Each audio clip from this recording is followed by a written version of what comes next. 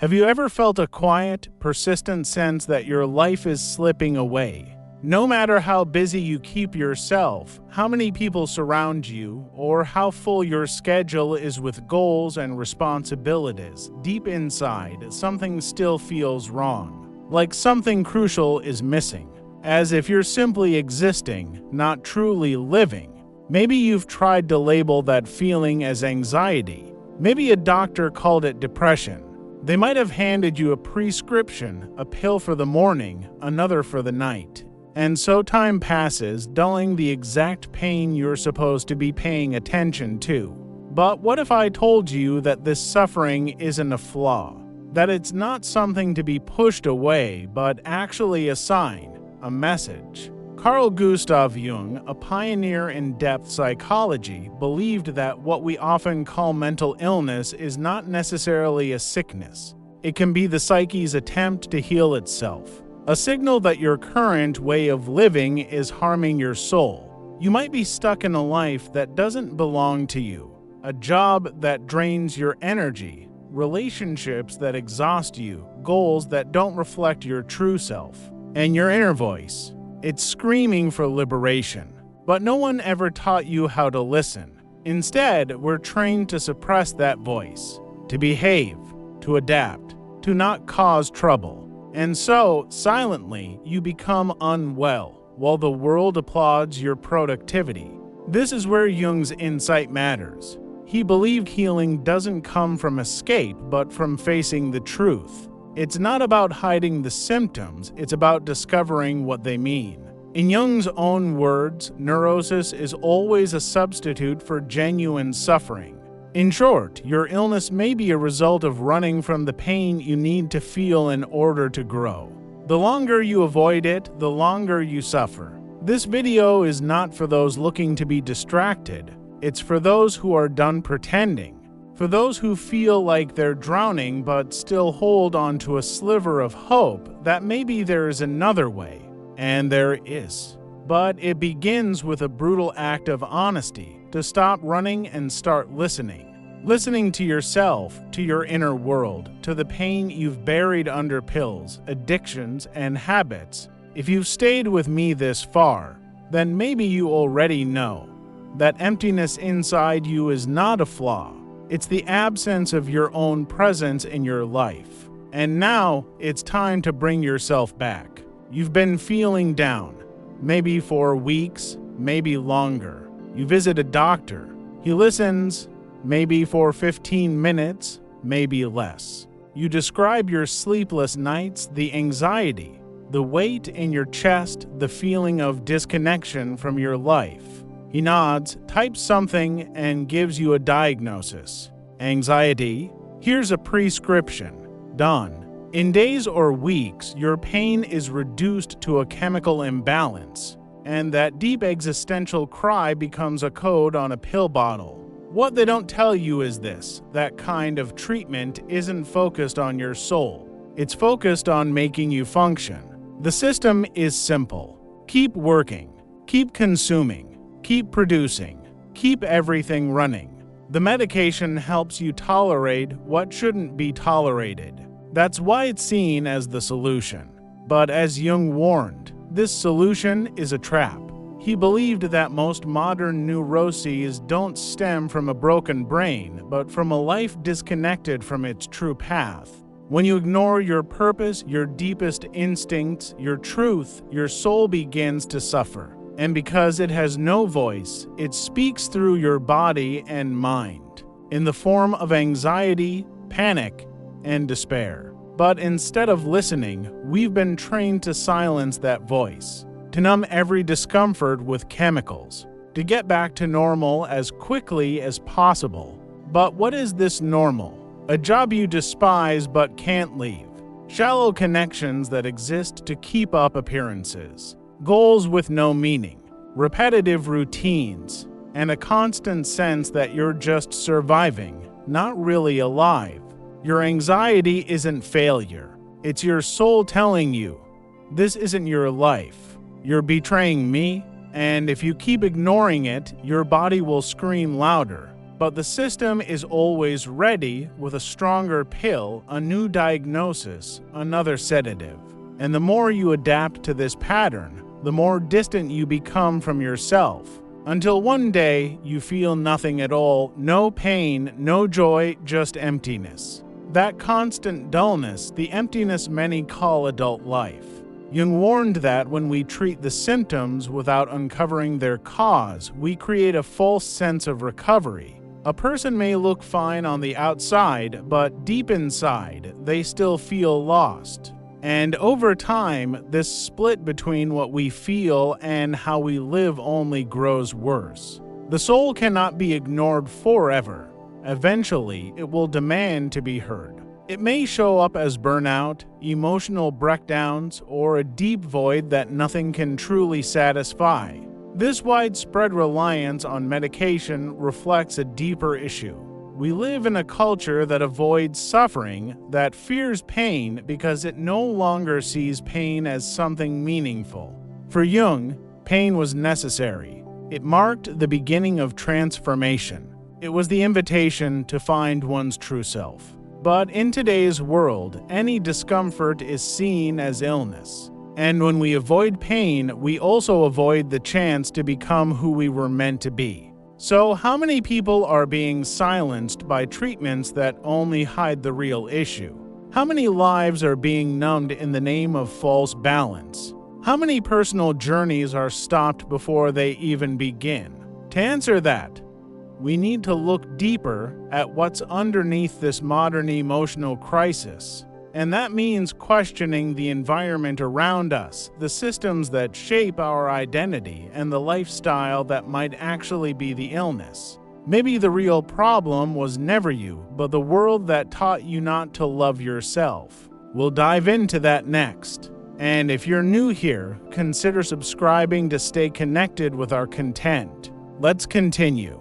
Have you ever stopped to ask why so many people feel emotionally broken despite having comfort, technology, and freedom? We live in an age of endless information, entertainment, and stimulation. And yet, we've never felt more disconnected from ourselves. The root of today's mental pain isn't only inside the mind. It's in the world that molds us from childhood. Carl Jung saw this clearly. To him, the issue wasn't only personal, it was also cultural. It was built into the system. We live in a society that praises looks but forgets about what's real. It rewards productivity but ignores the soul. From childhood, we're trained to follow a plan, go to school, pick a stable job, stay busy, buy things, look happy in pictures, and never show weakness. We grow up learning how to fit in, compete, and succeed. But no one teaches us to trust our gut, to understand our emotions, or to ask ourselves what truly makes life meaningful. That emptiness inside isn't random, it's part of the plan. We've been trained to believe our worth comes from outside, from our job title, income, or other people's approval. But Jung knew that this was a trap. Because if your self-worth depends on outside validation, you'll always feel let down. Worse, you'll lose touch with who you really are, with your inner truth. And that's when the emptiness starts to grow. Quietly, gradually, it invades your daily life. You meet all the expectations. You check every box. Yet something feels off. Like you're living a life that doesn't belong to you. Like there's something missing, but you can't explain what. That feeling isn't a flaw. It's disconnection. Disconnection from what's real, instinctive, alive in you. And this disconnect, Jung believed, feeds the deepest emotional wounds. But the system doesn't want you to realize that. Because people who are disconnected are easier to manage. They consume more, ask fewer questions, obey without hesitation.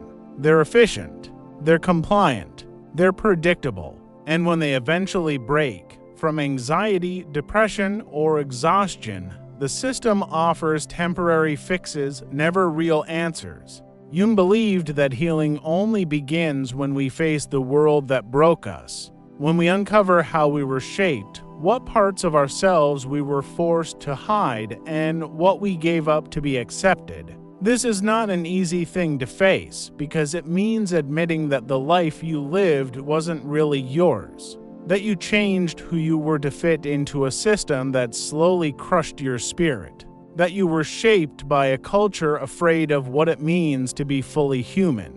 But facing this is the only real way forward, because only when you understand where your emptiness comes from can you begin the journey to fill it with something real. And that journey has a name: individuation. This is the deep, life-changing process that Jung believed was the real path to healing. In the next part, we'll look closely at this journey. What does it mean to individuate? How do we bring back the lost pieces of ourselves and build a life with meaning? The answer takes courage and also the willingness to let go. Let's keep going. There comes a time when pain can no longer be ignored, when the pressure of pretending becomes too much, when you realize you're living only halfway, or worse, as a fake version of your true self. According to Carl Jung, this is the moment when the most important journey begins. The journey of individuation. But what does it really mean to individuate? Jung wasn't talking about quick self-help tips or changing a few habits. He meant something deeper, almost sacred. A process where you stop being just a copy of the world around you, your family, your culture, other people's expectations, and begin becoming who you truly are. At its heart, individuation is the path to becoming whole. It means breaking free from what others expect and starting to live in line with your soul. And this path is not simple or easy. In fact, it's hard and often uncomfortable. You have to face everything inside you that you've pushed away, hidden, or denied. This is when what Jung called the personal unconscious starts to come up. Old wounds, hidden wants, and deep beliefs that were never questioned. Individuation starts the moment you stop avoiding these parts and begin welcoming them. But that's just the start. The most difficult part, and maybe the most painful, is meeting your shadow. This is the wild, instinctual, chaotic side of you that you've been trained to hide. The anger you never spoke, the jealousy you don't want to admit, the urges you're ashamed of. Jung said, those who look outside dream, those who look inside awaken. And looking inside means facing your shadow honestly, no filters, no excuses, no judging. Why does this matter? Because if you ignore your shadow, it will control you without you even knowing.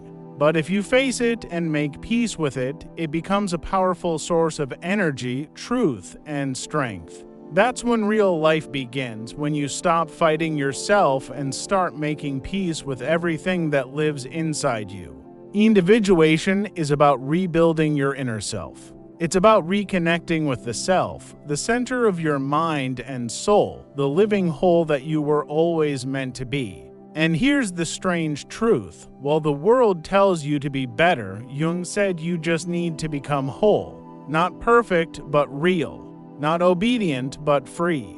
The healing you are searching for isn't about fitting better into the world. It's about bringing your inner life into alignment with who you really are. This path can feel lonely. It can be hard, but it's also the only one that gives life true meaning.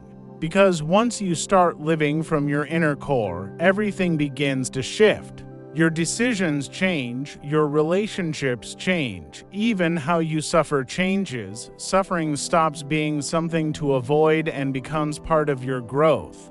But this raises a question. Why do so many people stay far from this path? Why do they keep repeating the same cycles and avoid meeting their soul? The answer lies in the root of today's suffering. It's the lack of meaning, a quiet crisis that eats away at even those who seem fine. That's what we'll explore in the next part. Because maybe your pain isn't a problem. Maybe it's a sign that your life, up to now, has been missing a deeper reason to exist. But that can change. It must change. Stop and look around you. How many people do you know who are just going through the motions, not really living? How many are stuck in routines filled with shallow distractions, empty obligations, and a kind of tiredness that rest can't fix? Carl Jung understood this pain wasn't random. It was built into the system. It was part of something much bigger, a crisis of purpose. Carl Jung believed that a lot of modern psychological pain comes from one hard truth: life has lost its meaning. And this isn't about some big cosmic purpose or unreachable dream. It's about something personal. It's about living in a way that matches who you really are. Doing things that come from your inner truth, not just chasing what society tells you matters: success, status, image, while your soul slowly fades away. You noticed something powerful in his patience. The worst symptoms, anxiety, depression, lack of motivation, often faded when people began to live with real purpose. Not when they took pills, not when they made more money, but when they found a reason to live. Because when you know why you're alive, you can handle almost anything. But without that, even the best pleasures lose their meaning. Even your biggest dreams can feel empty. And that's exactly what's happening now, an epidemic of emptiness. People are exhausted, not just from doing too much, but from living without purpose. Their lives are packed with tasks, but going nowhere. Jung knew that humans need to feel part of something bigger. They need to know that their life matters. Without that, we start falling apart inside. The pain turns into confusion. The soul is desperate for direction, but all society offers are distractions, likes, binge-worthy shows, self-help mantras, productivity hacks, quick fix courses, all trying to fill a void that only truth can fill. And the truth is, many people are living lives they never truly chose. They were pushed into paths that make others happy but leave them empty. They picked careers that don't match their values. They stay in relationships that drain them. They live in cities that suffocate them. They repeat routines that erase who they are. And their bodies know it. Their minds break down. Their souls shrink. And there's no pill for that kind of emptiness. Because what's missing isn't a chemical. It's direction. It's not more dopamine. It's identity. That's why Jung's deep approach is more important than ever, because he didn't just want people to function. He wanted them to live honestly, to be brave enough to say, "This life isn't mine, and I won't keep living it." But how do you do that? How do you rebuild meaning when everything around you is made to distract you from your true self? Jung had an answer: reconnect with the unconscious. Because deep inside the parts of you you've forgotten is where your purpose lives. That's what we'll explore in the next part: how the unconscious, far from just being a place for old pain, can actually help you heal. Because maybe what you're most afraid to face is exactly what you need to finally live a life that means something. Most people want to heal, but very few are ready to pay the real price of healing. Because real transformation doesn't start with positive quotes or daily routines. It starts with something much harder: facing yourself, going inward, diving deep into your own soul. That's exactly what Carl Jung taught. There's no healing without meeting the unconscious. But what is it, really? For Jung, it wasn't just a place where old memories or trauma are stored. It's a whole inner world, rich, symbolic, and alive. It holds all the parts of us that we've ignored, pushed away, or forgotten. Our real desires, our deepest fears, the hardest truths. Everything we tried not to feel is still there, waiting. Why does that matter? Because if you don't face what's in the unconscious, it starts running your life without you knowing. Jung said it clearly. What you don't bring to consciousness comes back as fate. You think you have bad luck in relationships, but you're repeating old patterns. You think your career is cursed, but you're afraid of success. You think life is unfair, but you're still ruled by wounds you've never healed. The unconscious is like a dark mirror. It doesn't show who you pretend to be. It shows who you really are. And that's scary. It shows the truth behind the masks you've worn to survive. It forces you to let go of control and accept how complex you truly are. But that's also where the strange beauty lies. The key to healing lies in facing the unconscious. The more you avoid it, the more it controls you. It makes you reactive, impulsive, and disconnected. But when you start to integrate it, you become more whole. You can call this process the expansion of consciousness, and it only happens when you stop running away and begin to listen.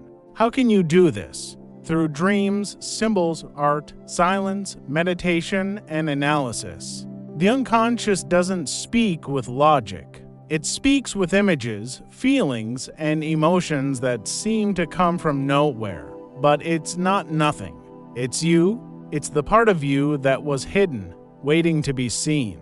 And when you start to listen to this part of yourself, things change. You start to understand yourself better, to see why you make the decisions you do, to accept your wounds, and most importantly, to reclaim your power. As long as you ignore what's inside you, you are a hostage to others, the past, expectations, and culture. But when you have the courage to dive into your unconscious, you begin to set yourself free.